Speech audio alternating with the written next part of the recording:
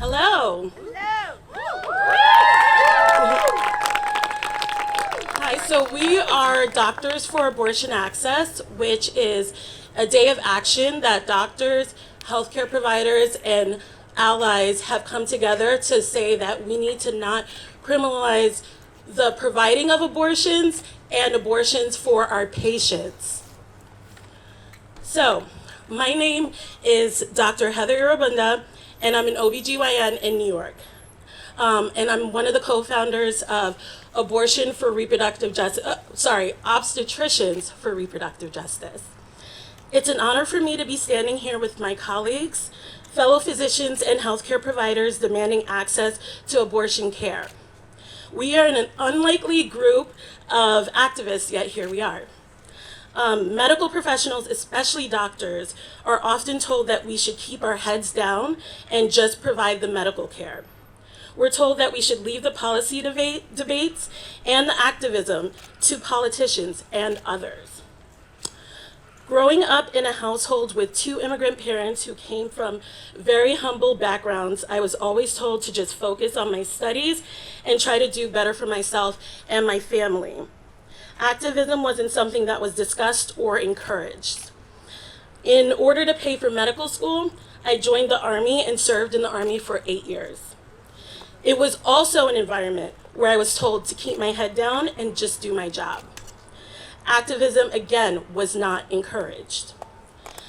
Now I and many of my colleagues that you see here have found that we can no longer stay quiet. We can no longer go on with business as usual because we are in danger of being penalized for providing evidence-based care. Also, safe health care. Our patients are at risk for being criminalized for seeking that care, and in order to stop this injustice, we must now encourage activism from the medical community. While here in the United States, doctors en masse becoming part of activism is relatively new, in Latin America, doctors stepped up a long time ago. Their work has inspired me deeply, and all of us deeply. The solidarity we have with doctors in Latin America fighting for the right to legal and safe abortions give us strength. The women fighting for bodily autonomy in Iran gives us strength. Carried by these movements and so many more, we in the United States are standing in front of the Capitol right here, fighting against horrific laws that criminalize us and our patients. We are not here alone. We are here for every doctor across all borders who believe abortion is health care. Many of us are out here fighting for both our colleagues and our patients. Although I'm in New York City, which is a safe haven for abortion, there are still folks who look like me, live in the same neighborhood I grew up in, who have trouble accessing abortion care. And things are getting more challenging as we try to accommodate people from states with stricter abortion legislation. The most vulnerable and marginalized communities always bear the brunt of poor policy decisions, and the reversal of Roe is no exception. As the vector of a federal abortion ban throws its shadow on all of us, medical professionals have no choice but to be active. I hope we can take time and hold space for all of those impacted. We will continue to stand with our patients to ensure that they receive the health care they deserve, and we will stand with our colleagues in restricted states to ensure that they are not criminalized for providing that care. Thank you.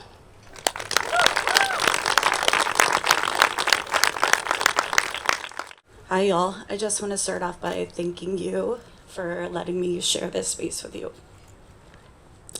My name, I'm definitely going to cry, but my name is Dr. Sarah Valliere, and I am an incredibly proud abortion provider and a family medicine physician. It was actually my own 2 abortions as a Texan teenager that led me on the path to do this work and to vow to return to my home. For the past 3 years, I had been living in Phoenix, Arizona, providing reproductive health care services at multiple abortion clinics. And in addition, I was flying into Texas 2 times per month to provide abortion services to my people. My schedule was grueling. I needed a change, and I needed to move back to Texas. After 7 long years away, I finally made it back to Dallas in May of this year. I was thrilled to be reunited with my entire family and to work full-time at my dream job.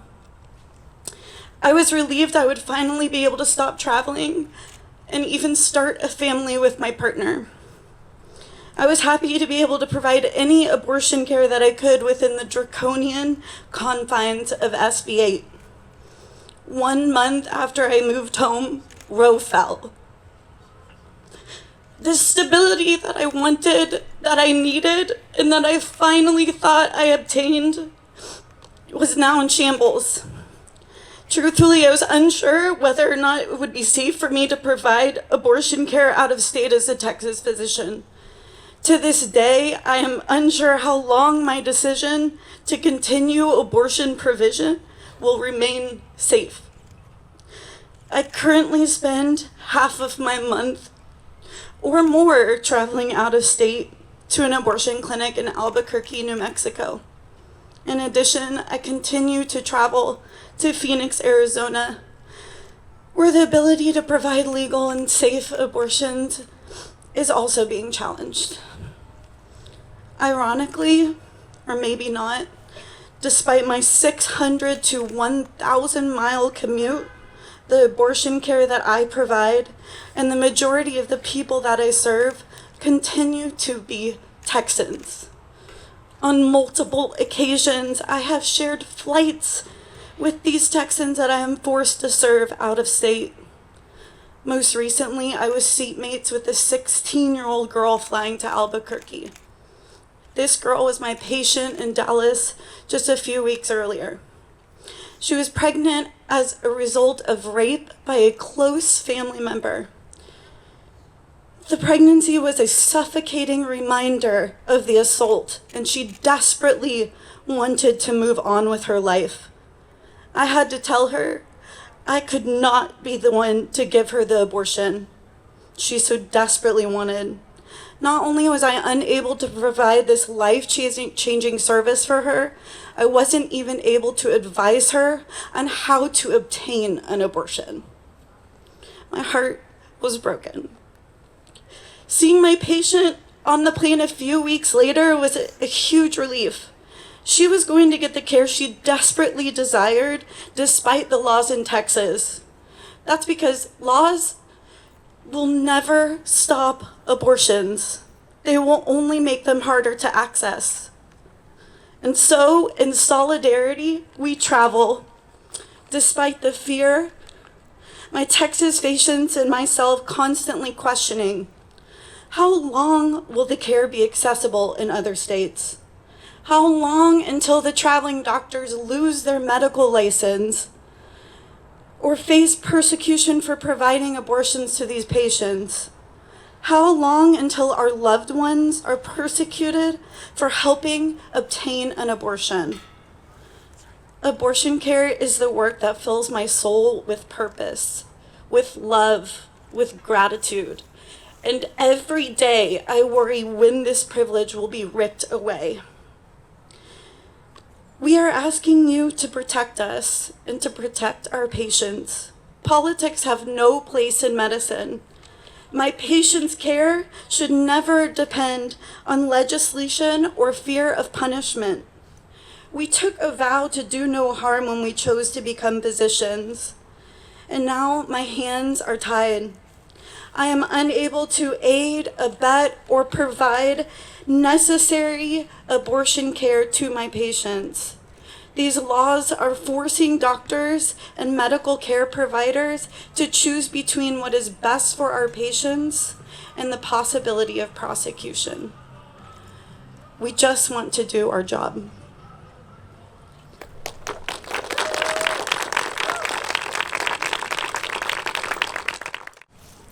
Hi, my name is Bianca Passarelli. I was born in São Paulo, Brazil, and I immigrated to the United States when I was 16. Growing up, I remember hearing stories about women in my family and friends who needed and sought abortions and had to endure appalling and degrading conditions to obtain them. In Brazil, abortion was and continues to be illegal in most cases, and yet it remains incredibly common. The use of misoprostol for medication abortions originated in Brazil. Originally, when I came to the United States, my dream was to be a fashion designer. But when I became involved with the pro-choice movement in college, I found my real fashion calling: scrubs. My first job out of college was as a counselor and a medical assistant at Planned Parenthood. My entire career has been dedicated to sexual health, abortion care, and reproductive rights.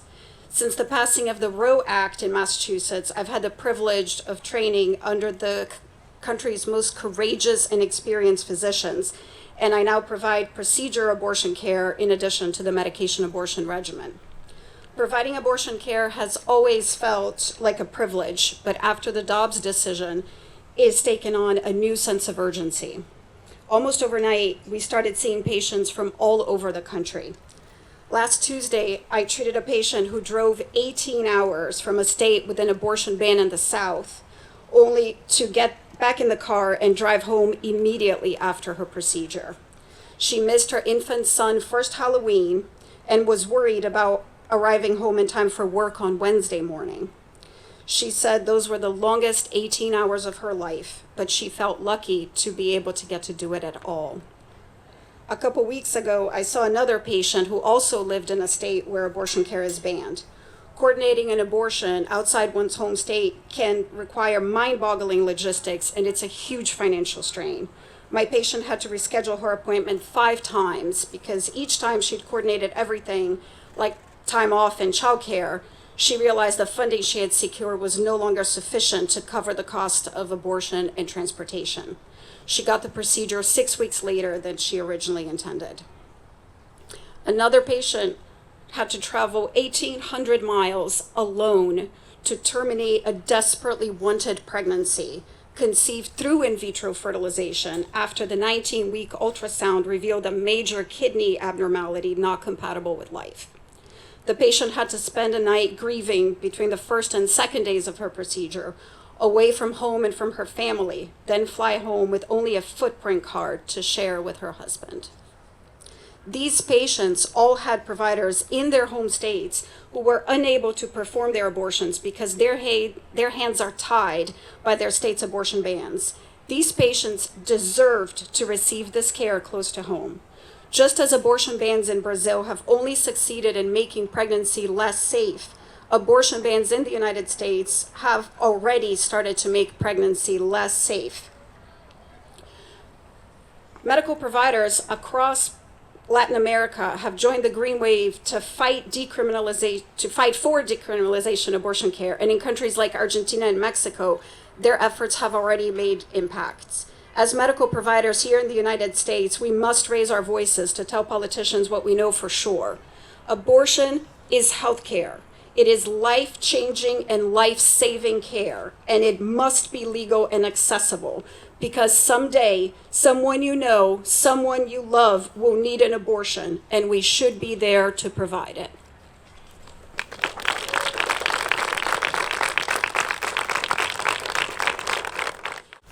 My name is Dr. Jen Conti. I'm a board-certified OBGYN and a specialist in complex family planning, and also one of the co-founders of Obstetricians For Reproductive Justice. I live and work in California, where access to abortion is currently protected. Recently, I had a patient named Heidi, I've changed her name to protect her privacy, who needed abortion care. Heidi lives in Texas. She has 2 little kids at home and was pregnant with a very desired pregnancy. She and her husband had recently learned that the fetus had a lethal genetic condition.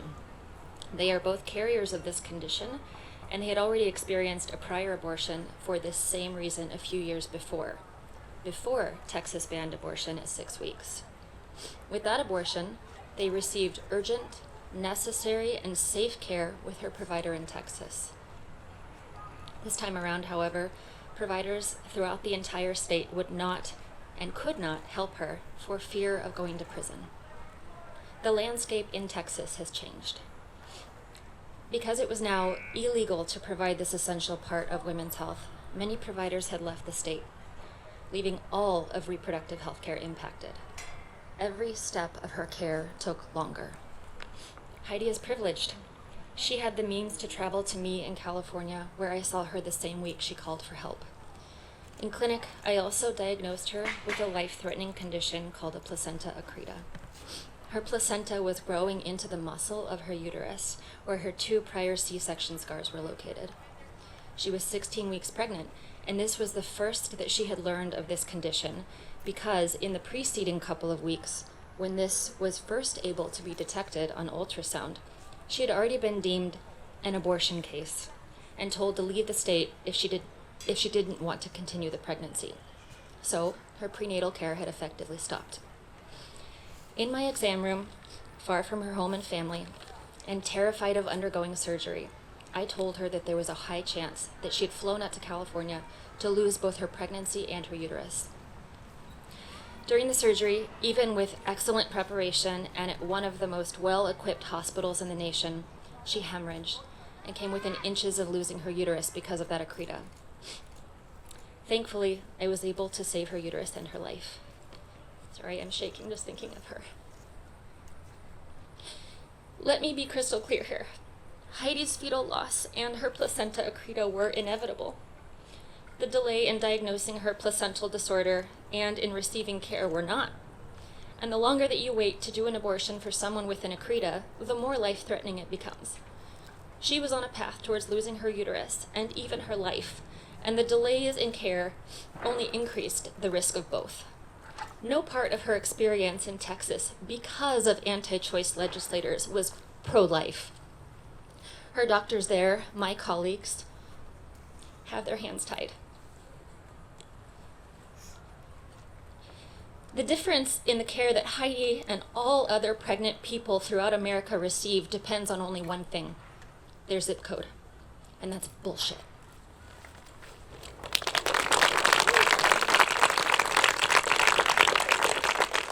Hey all, I'm Dr. Danny Mathieson, and I'm in my residency training in a state that does not have strict abortion regulations. However, 45% of residencies are in places with strict abortion access, restricting providers from getting medical training in their residency and medical school. I am from one of those states. I'm from Texas, a place that I used to be proud to call home. In my final year of medical school, I had a very wanted and planned pregnancy.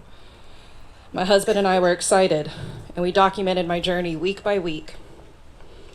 At 19 weeks, we discovered some complications during the anatomy scan that indicated that my daughter would not survive outside of my body, if she even made it that far. She had no brain. Her spine was so curved that her heart could not function properly. She only had one kidney, and the kidney that she did have did not work. To top it all off, her hands were stuck in the shape of a heart. But that reminded me that what I was doing was out of love. With little direction from my doctors, my husband and I had to leave our home in Texas to receive abortion care. I do not hold my doctors responsible for the lack of assistance or guidance. They were just doing what they were told was allowed by their legal departments. I knew of a clinic from my involvement in Medical Students for Choice from undergraduate training. However, leaving my home state, my family, my support system behind for such a serious procedure was awful and an experience I do not wish upon anyone. In addition to it being incredibly expensive, having to miss a week of work, I felt the need to hide what I was doing. We paid all cash because we didn't want to leave a paper trail. We didn't tell anybody outside of a small need-to-know group because we thought that's what we had to do. I went back to work on Monday like nothing happened. I did everything right for my family and my daughter, yet because of steps I had to take, it felt like I was doing something wrong and illegal. In addition to the heartbreak of having to decide to end my very wanted, very loved, I wear her fingerprints and handprints on my chest. I additionally had trauma and barriers to care because of the zip code that I lived in. I think it's important to note that my story, however tragic, I had the resources to get treatment. This is not true for everyone. And additionally, it shouldn't matter the reasons why I had an abortion, whether it was medically indicated or elective. There should be access to abortion care, not just in times of harm to the mother or certain exceptions. The choice to be a parent or not, whether it's simply not the right time, not feeling safe, are all equally valid reasons, and this procedure needs to be included in all of the conversations. The choice is a fundamental right that should not be legally barred from anyone. You watch the news, you see the horror stories of pregnant people being denied care. Everybody here has a daughter, a mother, a sister, a wife, a niece or cousin. We all know people who can become pregnant. Why would you want a system where the people in your life aren't safe and they cannot get the care that they need? The fact is, the choice to have or to not have a child is the most important economic decision a person or family can make. Abortion is healthcare, and it should be a choice between a patient and a provider and no one else. And currently, that is not the case. Thank you. Hello, everyone. Before I start, I just want to say thanks to my parents for giving me every opportunity to be here. Gracias, padres. Estoy aquí contigo. My name is Dr. Lorenzo Antonio Gonzalez. I'm a family medicine doctor and the national president of the Committee of Interns and Residents, the largest labor union of physicians in this country. Before Roe versus Wade was overturned, we healthcare providers knew the importance of having access to critical clinical care, such as abortion services. Women, people of color, pregnant people, LGBT community, and those living in poverty especially knew how critical it is to have reproductive and bodily autonomy. And these are the same people who are being hurt the most. Soon after the decision, we began to hear horrifying stories. Stories of people who can get pregnant left on the brink of death as hospitals refused to allow doctors to provide life-saving care until a lawyer was consulted. And the stories of doctors potentially facing criminal charges and prosecution for providing the care their patients need. What has this come to? What kind of impossible choice is this? To not help our patients or face criminal proceedings? As we look at the deep reach of the Dobbs decision, these abortion bans are completely changing the landscape of medicine. And as the voice of training physicians, CIR is facing these changes in the current medical training. Medical schools and residency programs across the country are being forced not to include abortion training. It has become illegal. Anti-abortion legislation has placed 45% of the nation's obstetric and gynecological residencies in positions to not provide in-state abortion care, education, and training. One of the most common primary care services in this country. These incomplete curriculums hurt us all. We will have generations of doctors who are not trained in the full spectrum of clinical care who will be unable to meet the needs of their patients throughout the United States. As patients, training physicians, and medical students across the country lose access to abortion care and are forced to travel interstate, we must ensure an increase in the number of physicians who can provide that care. The governing body of medical education says that programs legally restricted from offering abortion care must provide support for residents to obtain their training in another state. A critical yet short and unsustainable solution that we must operationalize as we fight for permanent access to abortion care training, and education. Simulations cannot substitute the experience of counseling, the experience of understanding the societal and cultural implications, and how to provide trauma-informed care. We cannot allow the substitution of hands-on experience with patients. Lastly, these far-reaching implications will continue to exacerbate the lack of access to the care we see in our nation, with the potential lack of OBGYN providers in those states where the bans exist. So let us center the value of our lives, of our patients above all. Let us secure comprehensive reproductive health care training programs throughout the nation. Let us teach and train without restrictions. La unión hace la fuerza, pero la participación es la diferencia. Thank you.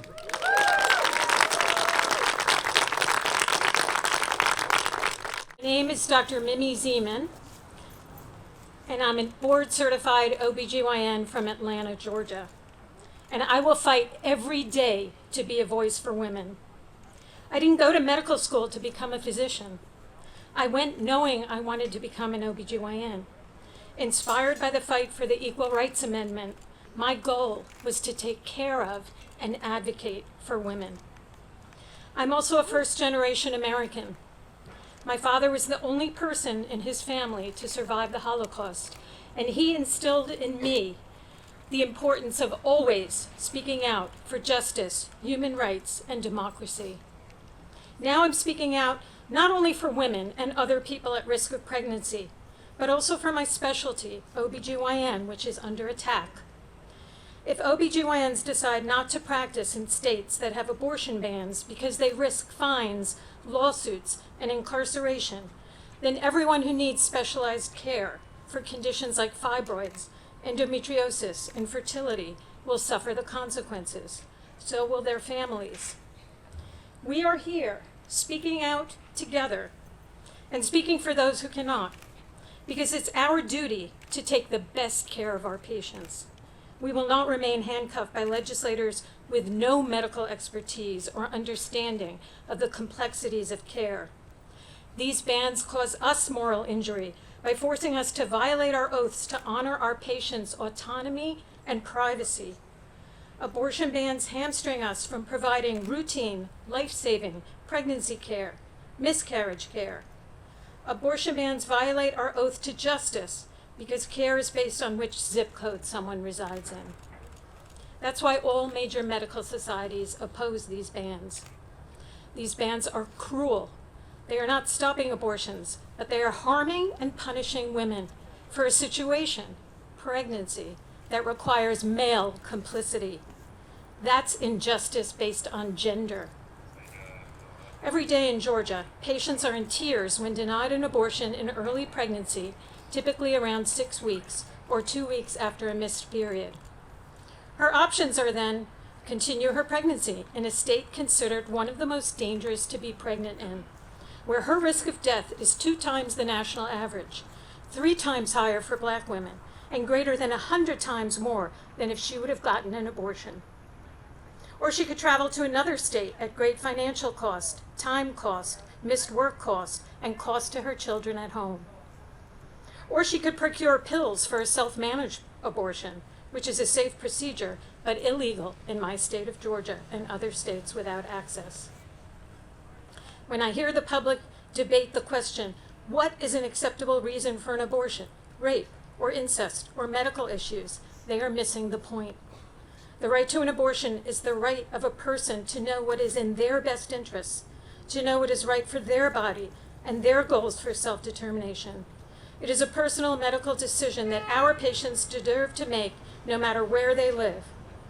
The American College of Obstetricians and Gynecologists, ACOG, promotes abortion as a human right and as an essential component of comprehensive evidence-based healthcare.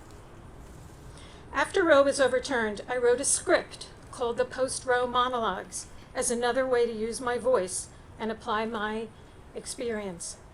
I wrote it to reach people through storytelling, to increase understanding and compassion on this issue. In a post-Roe America, doctors must continue to find new ways to use our voices, like being here today.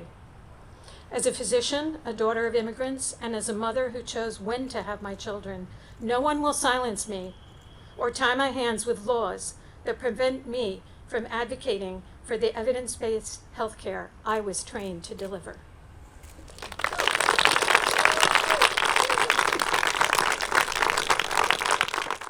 Good afternoon. My name is Dr. Kimberly Looney. I am a board-certified OBGYN and a specialist in complex family planning.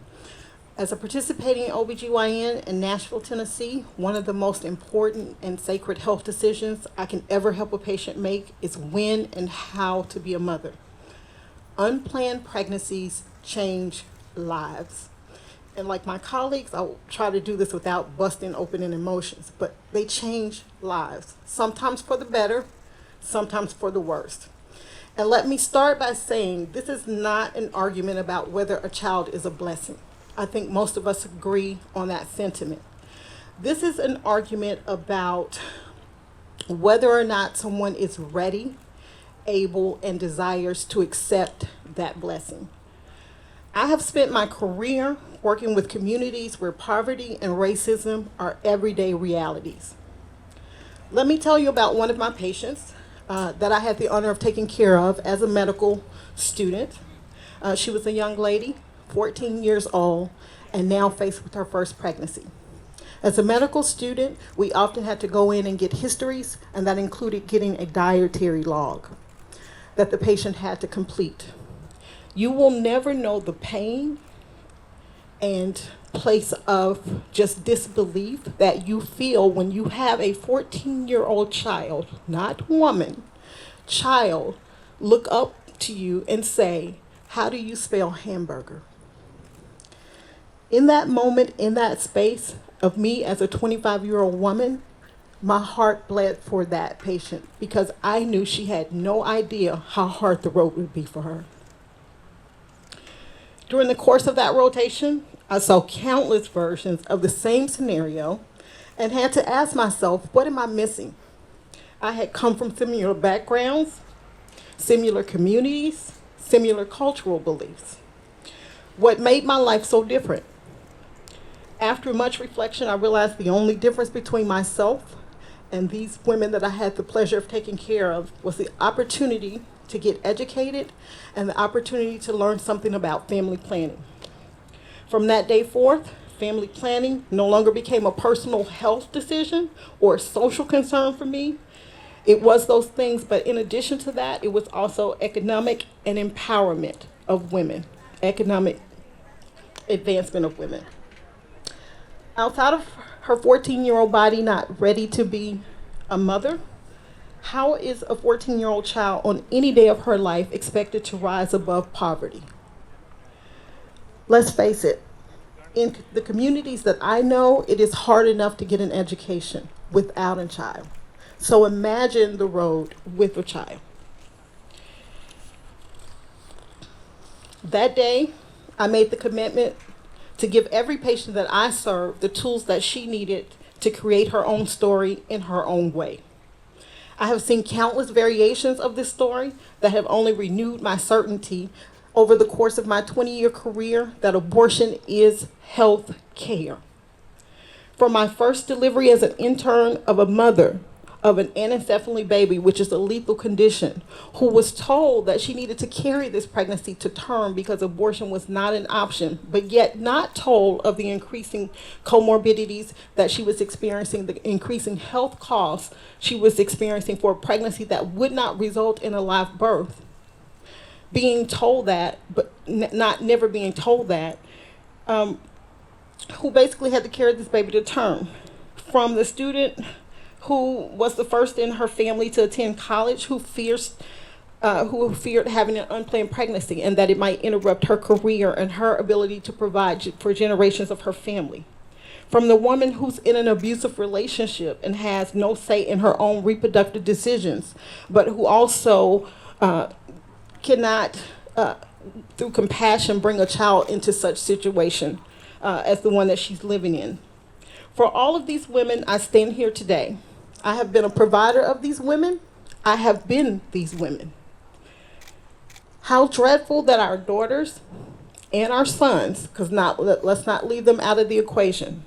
How dreadful that they will not have the same reproductive health choices economic choices, and empowerment choices. Because again, these choices not only affect the individual, they affect families, communities, and lastly, they affect my oath as a physician and protector of people.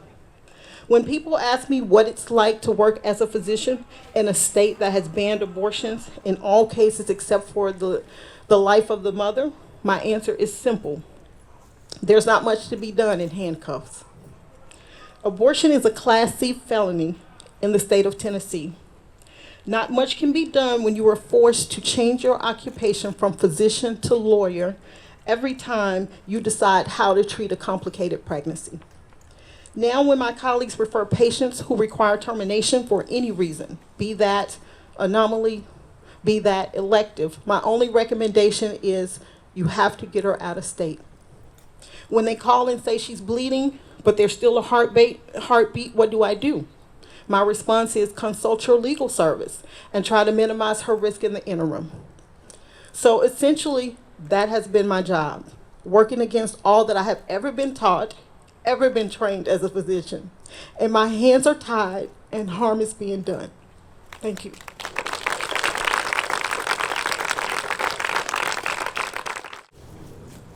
I'm your final speaker for today, and before I start, I just want to say thank you to everybody for being here at this very inauspicious location where we look across the street to the building. That is the reason we are all here today, so thank you.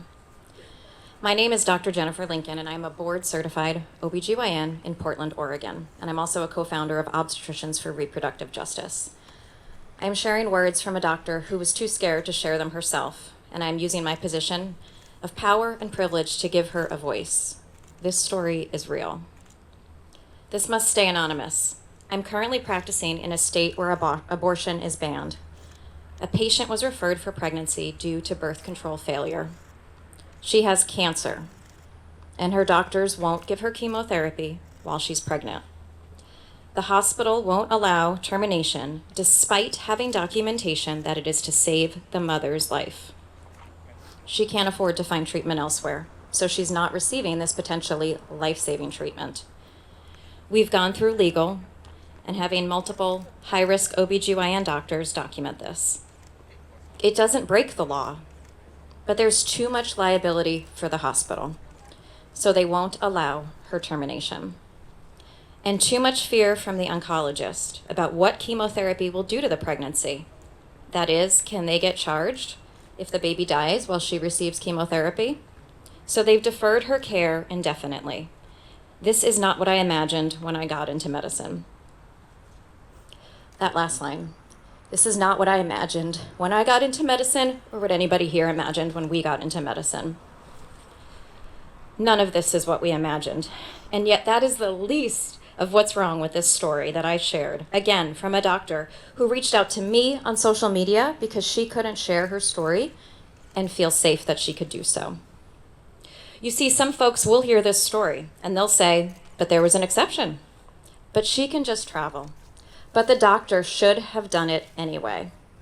And yet this is the reality. Exceptions are affirmative defenses in states like Tennessee, where you still are charged with a crime and have to go to court and defend yourself. Exceptions result in delaying life-saving care.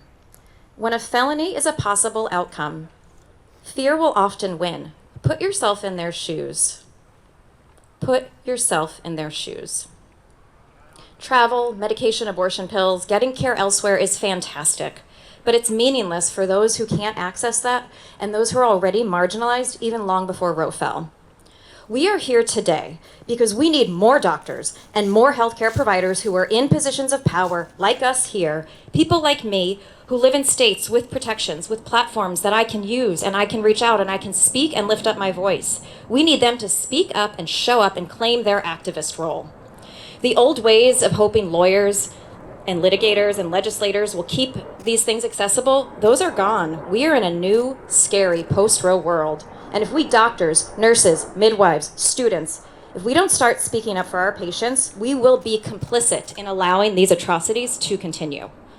Our voices matter.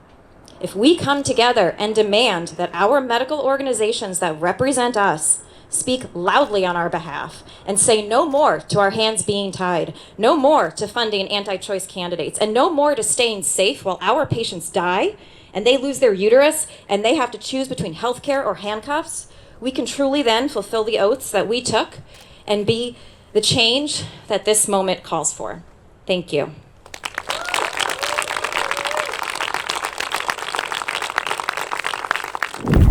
Feminist Buzzkills Live, the podcast from Abortion Access Front. When BS is poppin', we pop off. New episodes drop Friday. Listen, subscribe, give us 5 stars.